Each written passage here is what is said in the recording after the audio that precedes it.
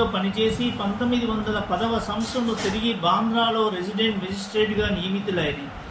ఈ సంవత్సరం అందే వారికి షిరిడీకి పోయి శ్రీ సాయి దర్శనము చేయి భాగ్యము కలిగెను. 1916వ సంవత్సరంలో వారు ఉద్యోగ విరమణ చేసిన పిమ్మట కొన్ని నెలల వరకు తాత్కాలిక ఉద్యోగిగా పనిచేసేది. అదీను విరమించిన తర్వాత సాయిబాబా మహాసమాధి చెందు వరకు శ్రీ సాయి సేవలోనే పూర్తిగా నిమగ్నులైంది. బాబా మహాసమాధి పిమ్మట షిరిడీ శ్రీ సాయిబాబా సంస్థానకు 1929వ సంవత్సరంలో తాను మరణించు వరకును ఎంతో చాకచక్యంగా నడిపిరి. వారికి భార్య, ఒక కుమారుడు, 5 కుమార్తెలుండి బిడ్డలకు తగిన సంబంధాలు దొరికినవి. అందరూ క్షేమముగా ఉన్నారు. 4వ పేజీ సమాప్తం.